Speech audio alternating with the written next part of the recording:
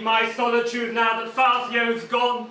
My book, the Principia, has made me famous, but the incessant work and the acclaim has plunged me into a state of dysphoria. I can calculate the motion of heavenly bodies, but not the madness of people. I have neither ate nor slept well this 12th month, nor have my former consistency of mind. I am extremely troubled by the embroilment I am in. I have ended my friendships with my once dear companions, Samuel Pepys and John Locke. I wrote harsh letters to them, out of character, I suppose. I accused John of being a hobbyist, and stated it would be better if he were dead. Oh, foul of me for being so mean. My friends did not disown me. Thank the Lord.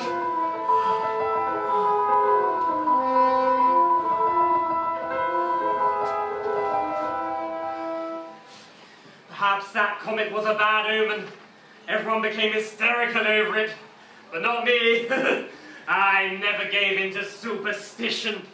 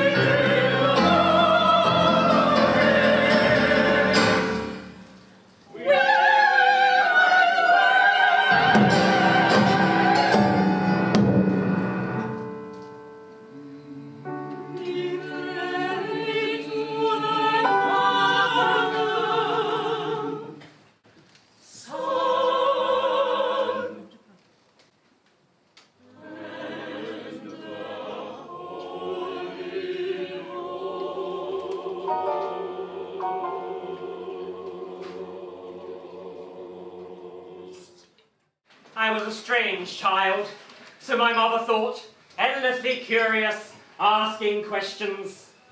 Some questions can never be answered. Matters at the heart, usually.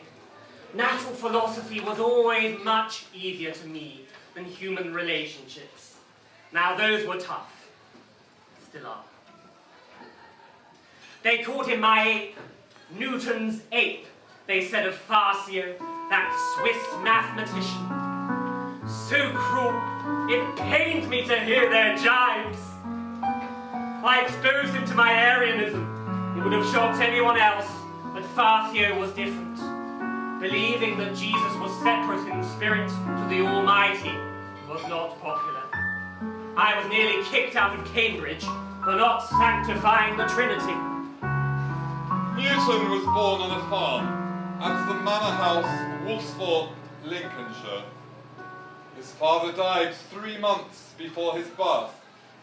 A posthumous child was believed to be a good omen. His father wasn't even able to sign his own name. I shared a birthday with Christ. No coincidence there. God's other son. I was tiny and premature and baptized quickly. I fitted into a quart pot. There was little hope that I would survive. God's little joke, I'm sure. I was a miracle even at a young age. Galileo died the year Isaac was born, and he was able to carry on Galileo's work without the persecution of the Catholics. Thank God he was born in Albion. God planted Newton on earth at the beginning of the bloody civil war raging through England. I remember those handsome soldiers riding around our village in their smart uniforms.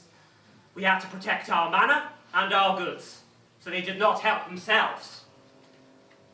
When I was a child, I drew pictures of the Cavaliers in etchings on my bedroom walls. I loved making fire drakes, little kites with firecrackers tied to their tails. I made mechanical toys, water clocks, sundials, and a wooden cart. I made a windmill and placed a tiny mouse in it to turn the sails. I named the mouse the Miller. For 9 years, England was at war with itself. From 1642 to 51.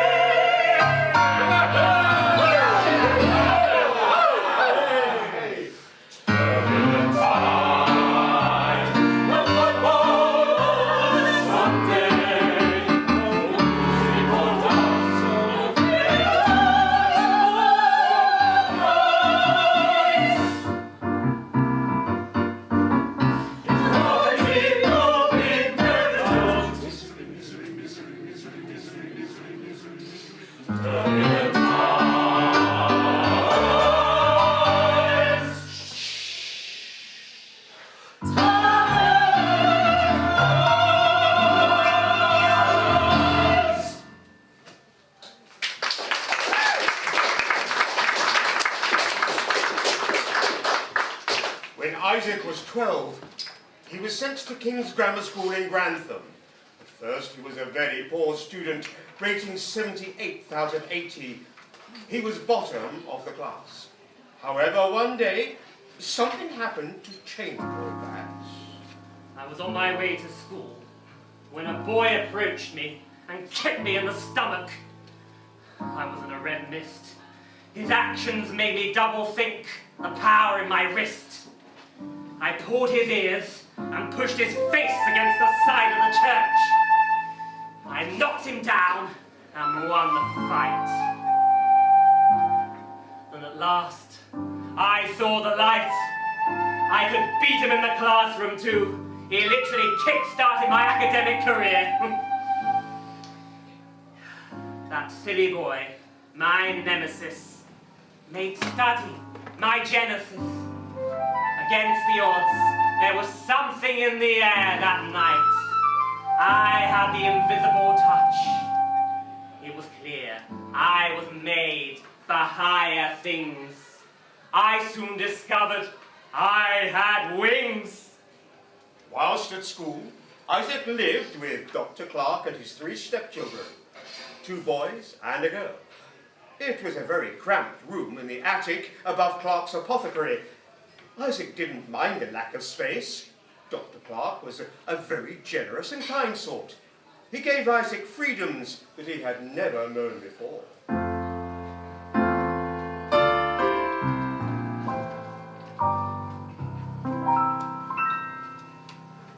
Place of wonders, the potions are flowing. I'm mixing, preparing, the jars are glowing. I love it here. I could play all day with these ingredients. I feel okay. The apothecary fills me with awe. Sulfur oxide, a chemical jigsaw. Curing ailments and diseases, melancholy coughs and sneezes. Place of wonders, I've escaped my life of woe. And someday I'll show them how far I'm prepared to go.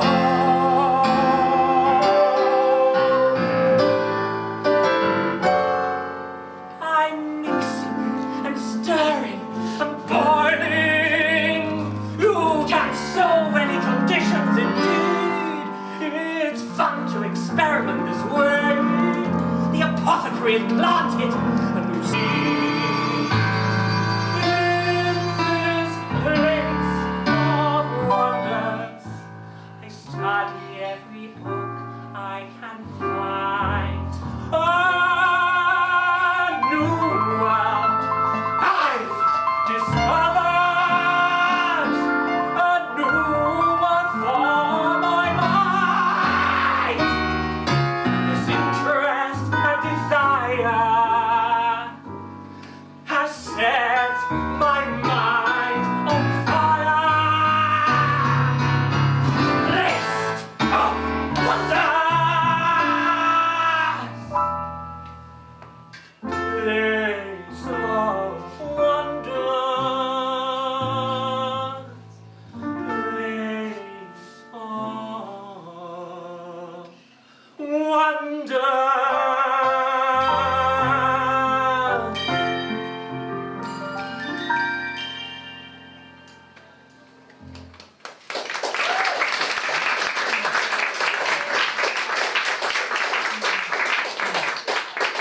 The apothecary.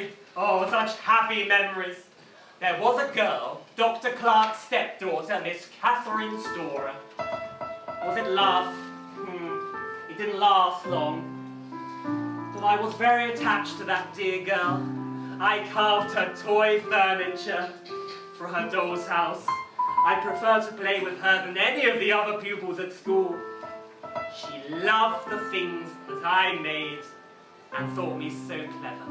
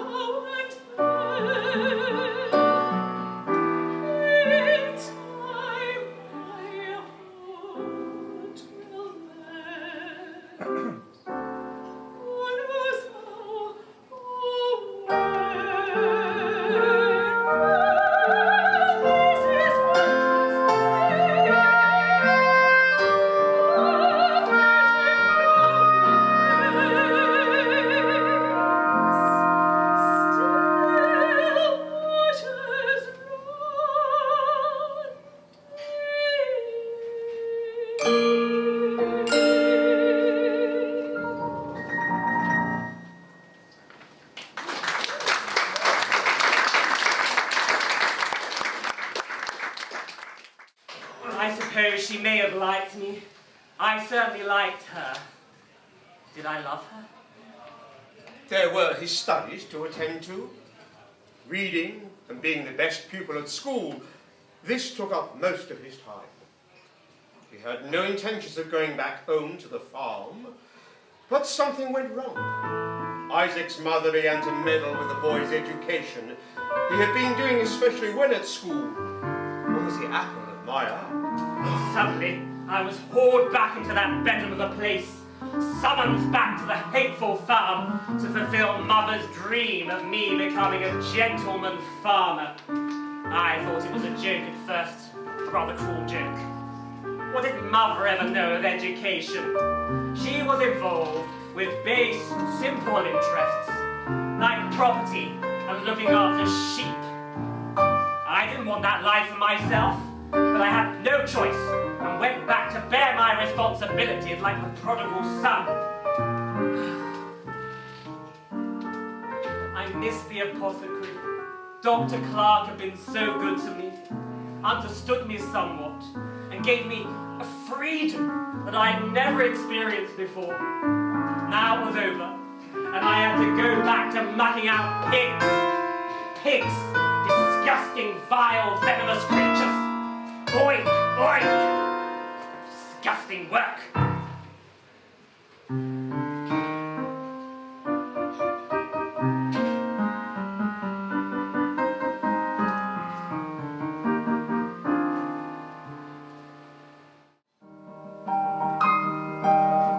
It's 1658. I'm 15 years of age. I'm doing well at school, so far as I can gauge. But Mother says she needs me back, so I'll pack my bags and go back home.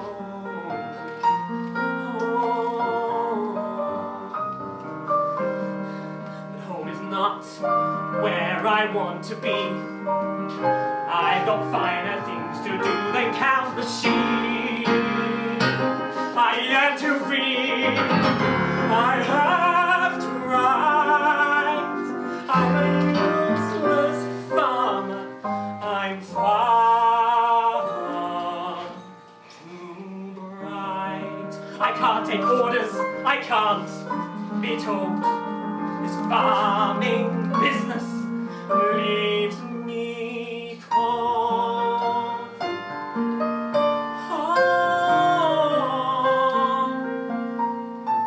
Home is not for me.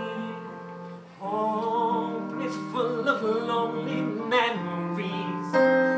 My mother reappeared one day, expecting me to be okay. She was like a stranger, and now she wants me home. The servants laugh and jeer. They think I'm lazy, that is clear. Philosophy,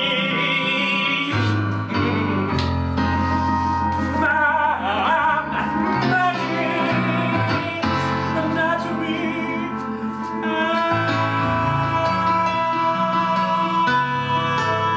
and physics. Those books are my home, my mind, my home.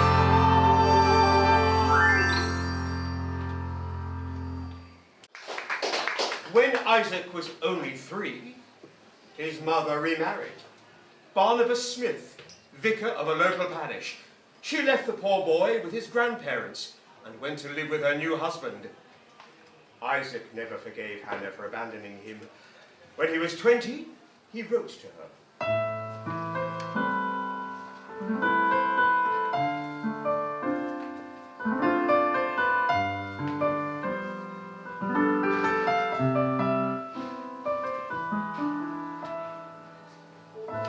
I was just 3 when you walked out.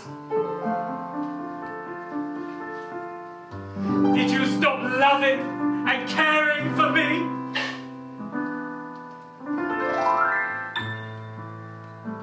I had no choice, my darling. Your future to think of. My husband wouldn't take me on as he is. But you married him just the same. And you left me with my shame. You left me time and time again.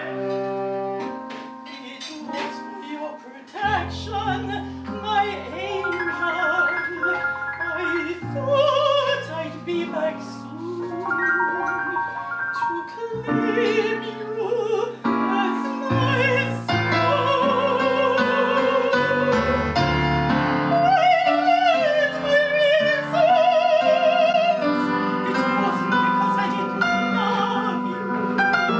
I loved you so much. I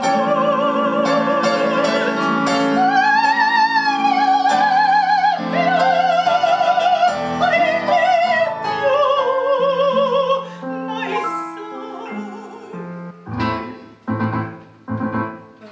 emptiness inside me still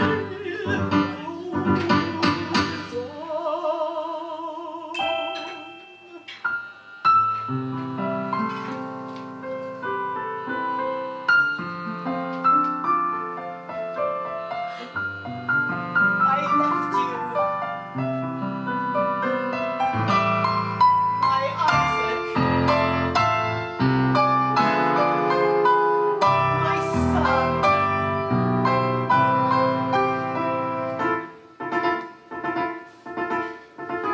I'm so sorry.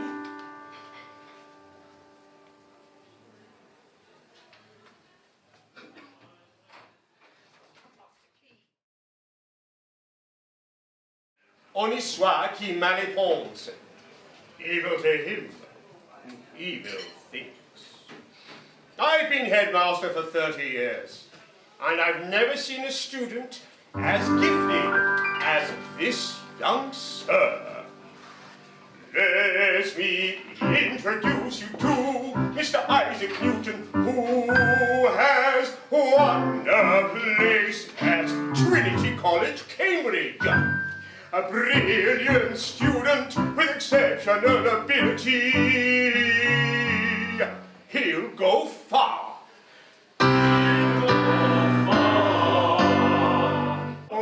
Ready to calculate time with his homemade sundials and oh, such an inventive boy inside and outside the classroom. He's made his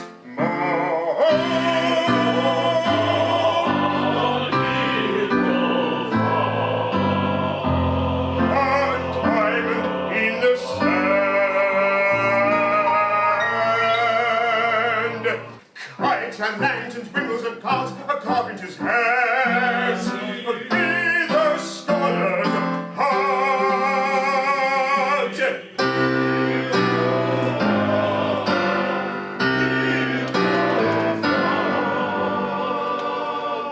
An avid reader and autodidact searching deep for facts, jotting ideas in his notebooks, translating English to Latin and back.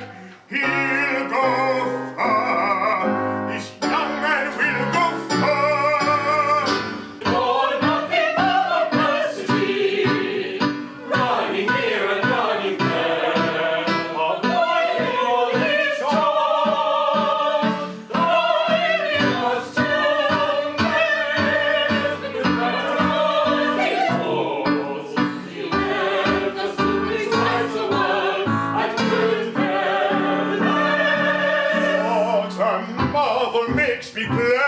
so much talent, what a lad! He'll go far, he'll break the mold. This young man can't be told. House of God, all the sorrows is as bad. We're so glad he's going. Oh, Fringe is going. You'll be great We'll live to your face. with your unique brain.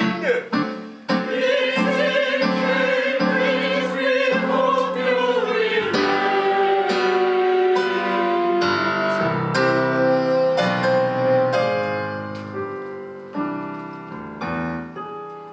I always seem to split opinion.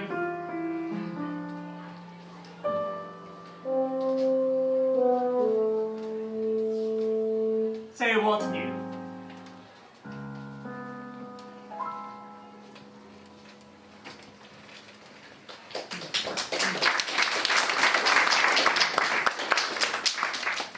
I beat the odds and left that small village in rural Lincolnshire, all part of God's plan for me, of course.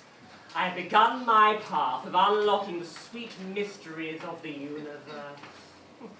My life was finally beginning.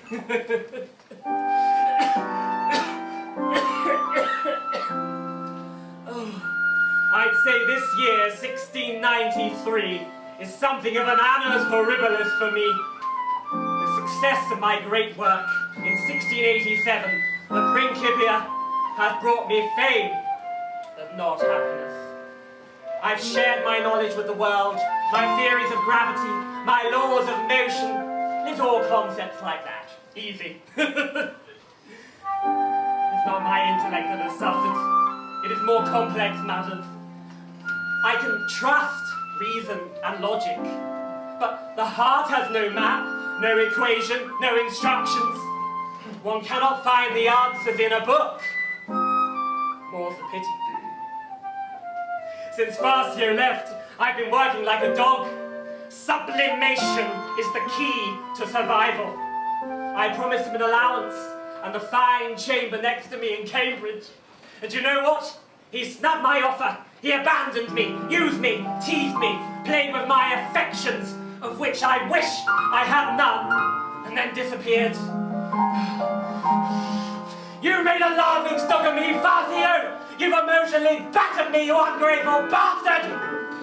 You've ripped my heart out!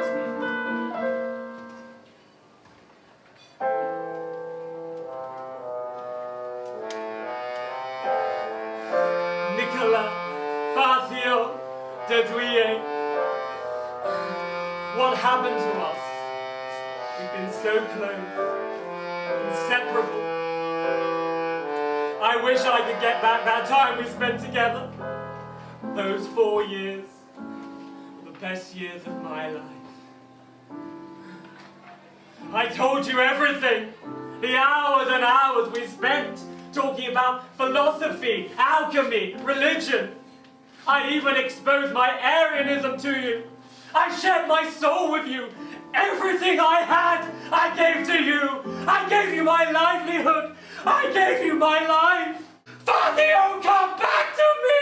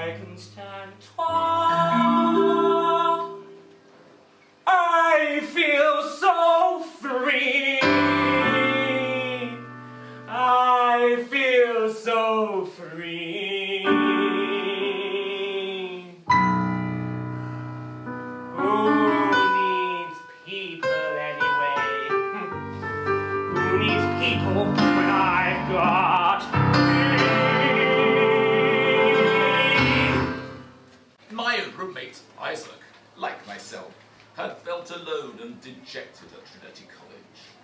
That was until we found each other. A couple of times we went down to the tavern and had a little wager on some cards. Not very godly behaviour, but then Cambridge was not a godly town. I noted the strict hierarchy at Trinity, and I was at the bottom of it. I was invisible. Mother gave me a mere £10 per year, while £700 lay in her pot. I had to be a subsizer, a servant to the wealthiest students. I spent my early days here, scraping and cleaning. It was shameful, emptying chamber pots for my privileged contemporaries. Running errands was tiring. Desperate, I resorted to lending money, which went against my religious faith. It was necessary to escape from the lowest rung. Like my mother, I needed to socially climb. At least I wasn't herding sheep around all day.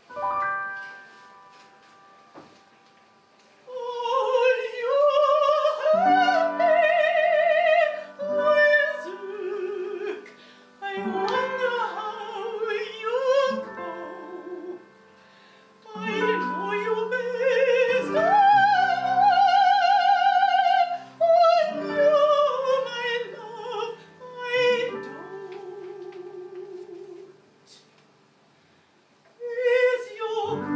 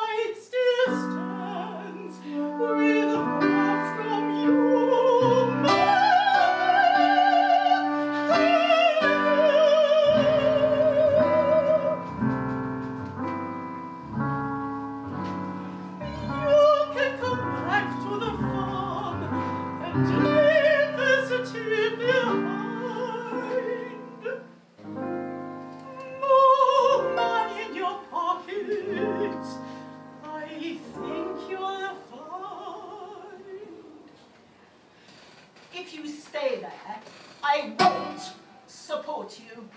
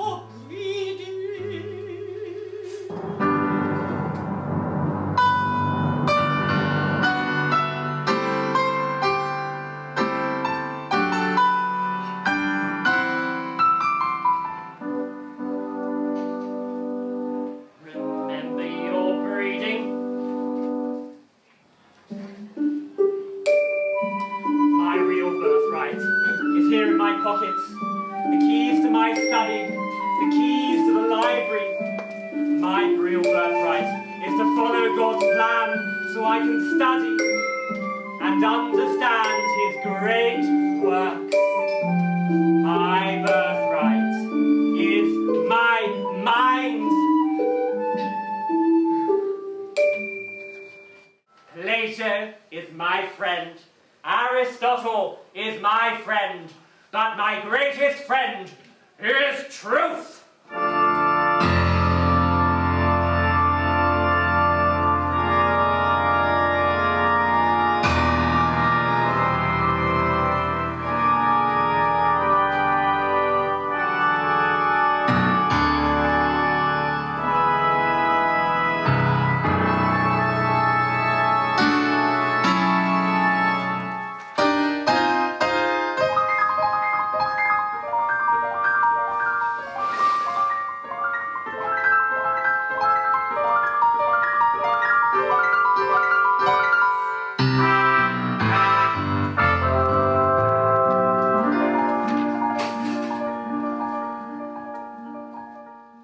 When his stepfather went to Oxford, inferior to Cambridge, of course, he wasted the majority of his learning. Hence, Isaac vowed that he would never waste his time.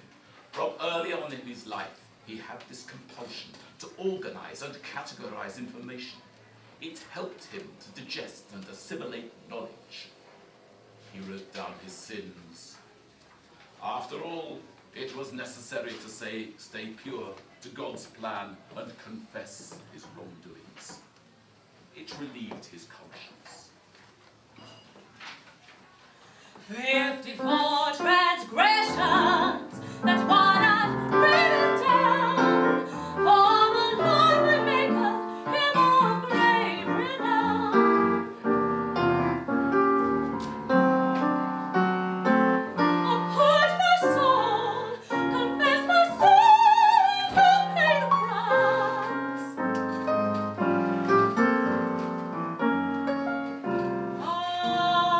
Amen.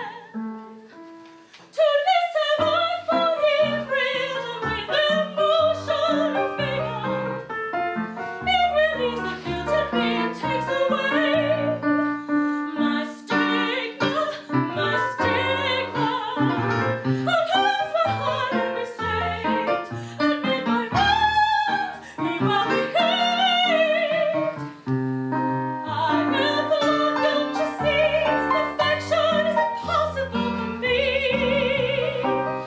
My spirit won't let me be. I am flawed, I am human, I am chained, I am bound.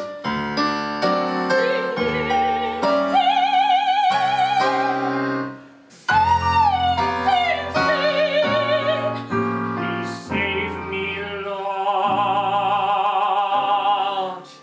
from these devils in my head.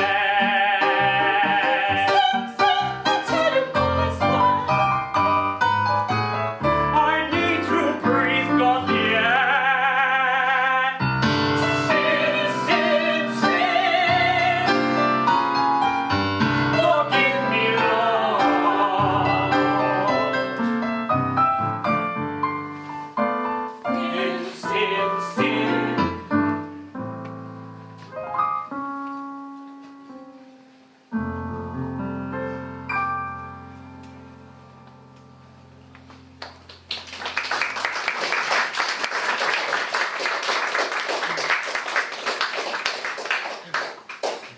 college I discovered was no academic paradise. It was a poor place to learn and held antiquated ideas. But one never knows when or where inspiration might appear. It struck without warning on a visit to Stourbridge Fair. The fair changed my life. I was intrigued by 2 glass prisms.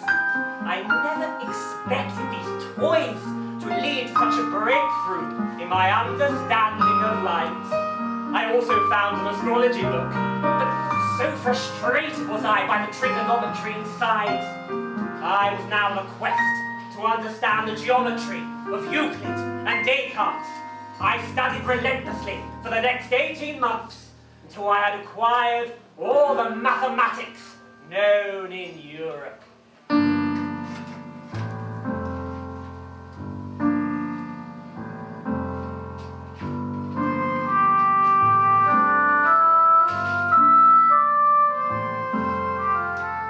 Quaestiones, Quaedam, Philosophiocae. He's in his second year. Knowledge of the world he'll make clear. Elemental topics, no suggestions, notebook in hand, humanity he crossed. Atoms and space, eternity and time, he wasn't afraid to speak what was in his mind. He asked questions and wouldn't stop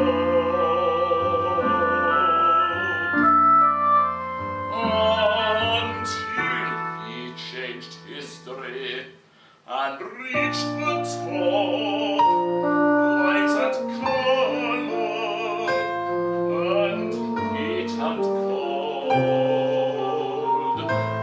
fluidity, stability, attraction, magnetical, questions, Quaedam, Philosophiocae.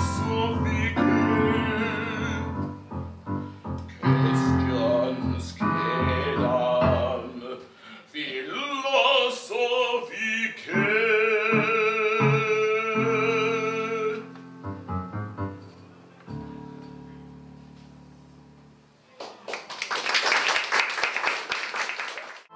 Fires burning to cleanse the air, and little noise heard day or night, but tolling of bells.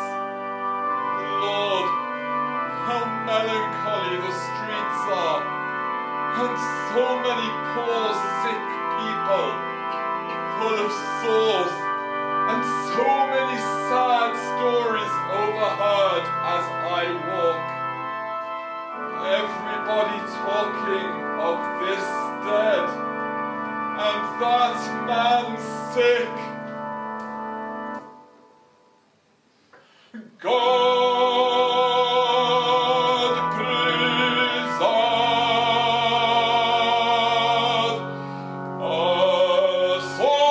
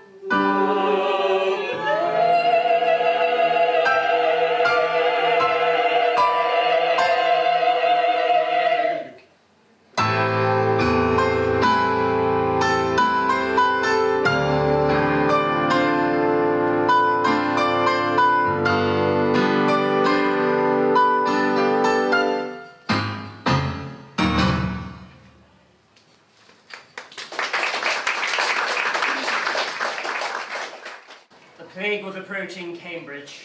I had to leave and go back to Warsaw, my childhood home. Well, I'm stuck here in this hole. There's no way out for me.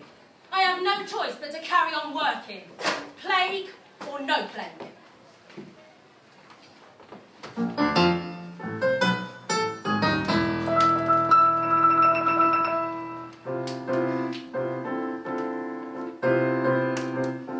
I wish I was a lady muck. Then I might have some blimmin' luck. I'd ply my trade for a penny or two. Up the alleys of Cambridge with God knows who. I've been on the streets, discarded at 10, alone on my life at the mercy of men. A girl's got to eat and find lodging somehow. It's only my body, it ain't my soul.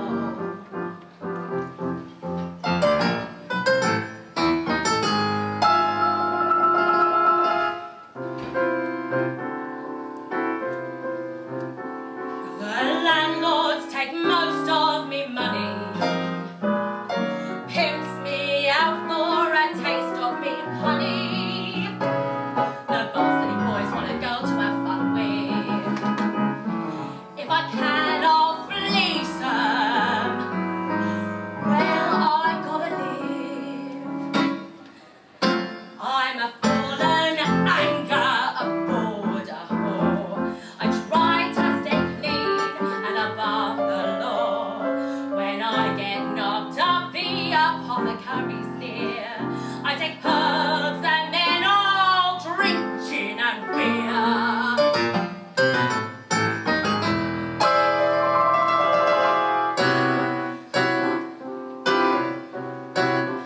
I've got no learning, never went to school. You gotta survive and this body's my tool. If I get the clap, I take blue mass and smear mercury ointment on me rash. I'm a good girl at heart, but times are hard. I'm an angel who's fallen,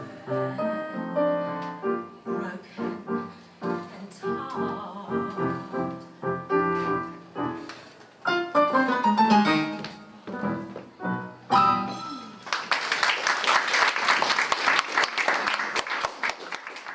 I had to return to Warsaw, that place of lonely memories. But now I would have the time I needed to think. This time I was inspired of greatness. What we know is a drop. What we don't know is an ocean. Isn't it strange that this apple should fall down as if magnetized by the earth? It moves neither left, neither right, nor flies off into space. It moves perpendicular to the ground. There must be some force pulling it down. But what force? Endless hours pondering the question must be leading somewhere. Oh, please help me, God. You send me constant riddles. Am I never to understand your works?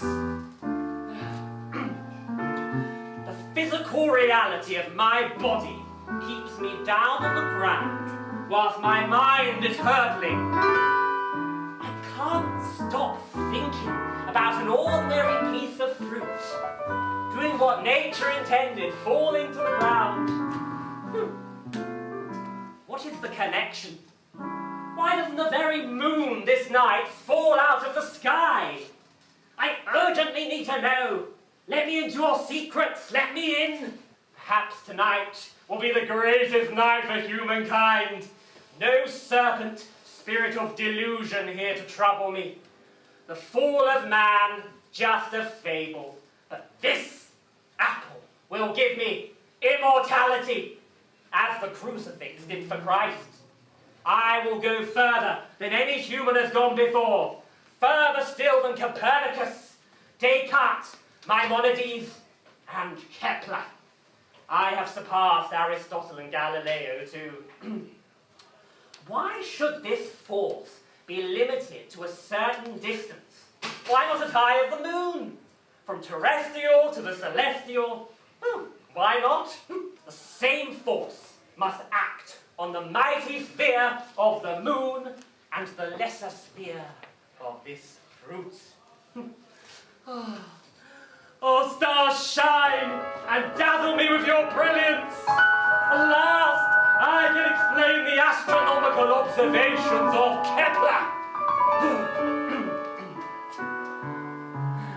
In this very garden, which I spent most of my life trying to run away from, I have now come full circle. The fear that I had for Warsaw is transformed. It has proven to be my birthright after all. This garden, this simple apple tree, is my greatest worth. It was here all the time. With this prism,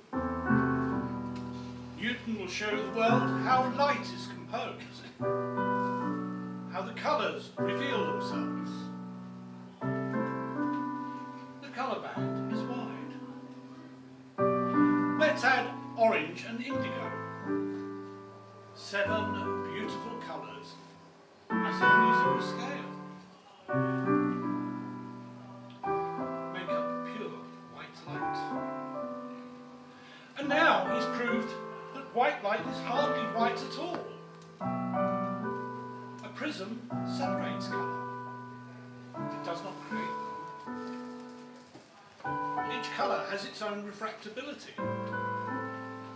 Blue bends more than red. And with a second prism, he has shown these colours cannot be further separated. Look. Blue stays blue, and red stays red. I shall not mingle conjectures with certainties. It's so pretty, an indoor rainbow on your chamber wall. You must have some godly powers to manipulate light so. I don't know how you think of these ideas. I keep the subject constantly before me, and wait till the dawnings open slowly, little by little, into a full and clear light. Finally, the plague was over, and Isaac returned to Cambridge. During the years he spent there, he continued his work in natural philosophy and mathematics. Most renowned of his discoveries were his 3 laws of motion, developing his universal law of gravity, and his study of optics. He invented the reflecting telescope, which he presented with much astonishment to the Royal Society. In mathematics, he extended his method of fluxions and fluents to develop calculus. Outside his scientific studies, in his role as Master of the Royal Mint, he invented the perfect coin, which could not be tampered with by counterfeiters. But my greatest gift to humankind was the cat flap to let my cat spit head in and out, so I wouldn't be disturbed. In 1705, Queen Anne knighted him, as much for his work with the mint and in politics, as for his work in natural philosophy and mathematics. We to a little alehouse on the bankside, and there stayed till it was dark almost, and saw the fire grow, and, as it grew darker, appeared more and more, and in corners and upon steeples, and between churches and houses, as far as we could see up the hill of the city, in a most horrid malicious, bloody flame of an ordinary fire. It made me weep to see it. Poor people staying in their houses as long as till the very fire touched them, and then running into boats or clambering from one pair of stairs by the waterside to another. The poor pigeons were loath to leave their houses, but hovered about windows and balconies till they were some of them burned, their wings, and fell down.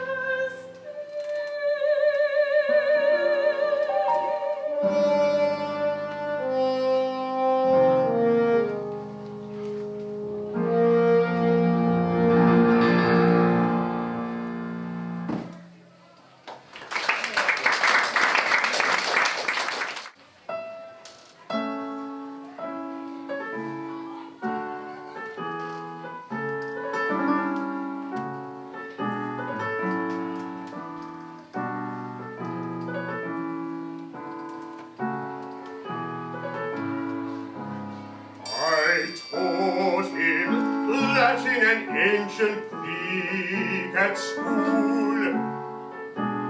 Never have I met a finer student. Indeed. I observed him studying ancient texts at Cambridge. So obsessive was his nature. What a sorcerer is he! How he learned from the best. From me. From us. The Egyptians and Greeks. From the Hebrews he saw. Ancient wisdoms.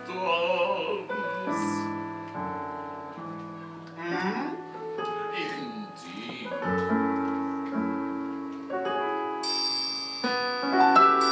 What a sorcerer is he!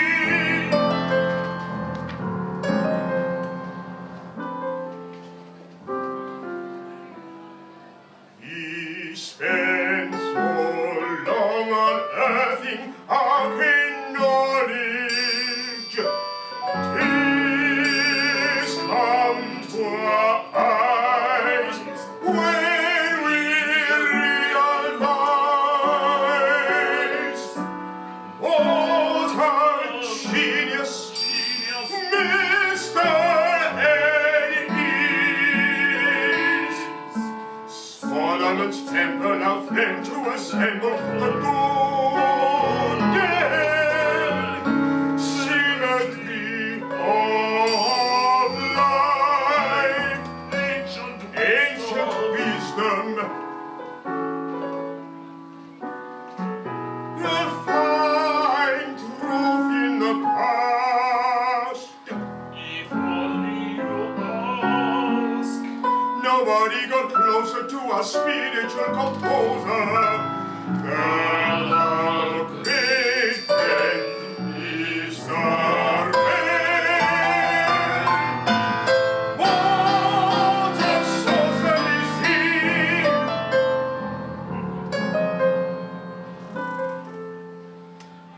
Mr.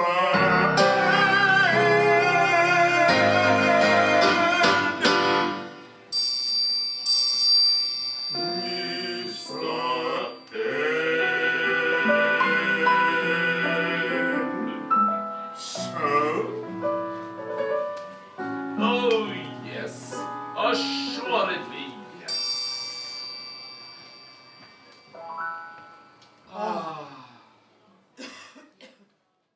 In this moment of sorrow, the Lord is in our midst and comforts us with his word.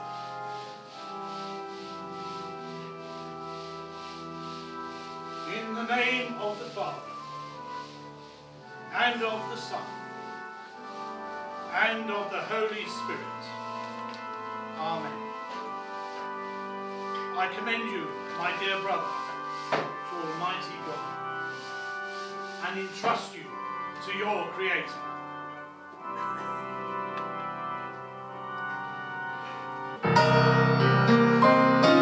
Away with you! Leave me alone! Get out!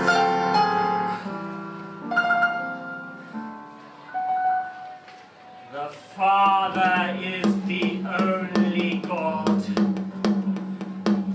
I reject the Trinity.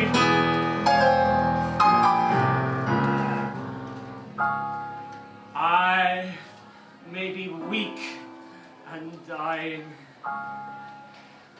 but I know where I am headed after this world.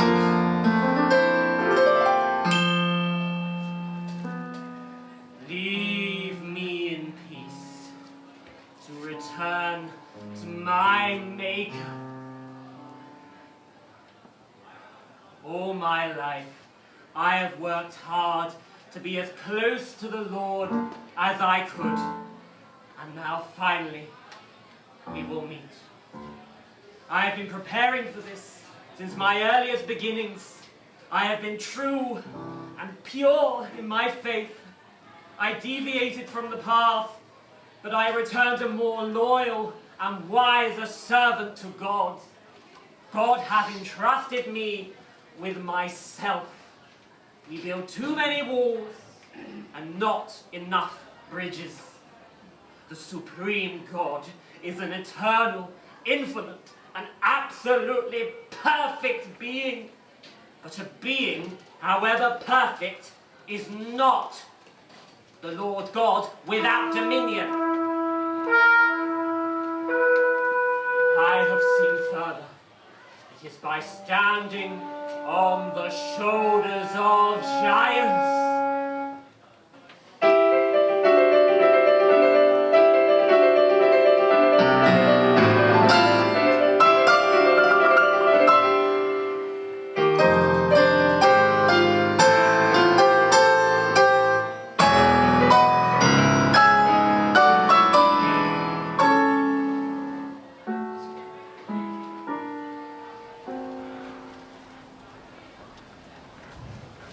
I do not know what I may appear to the world, but to myself, I seem to have been only like a boy, playing on the seashore and diverting myself, and then finding a smoother pebble or a prettier shell than ordinary, whilst the great ocean of truth lay all under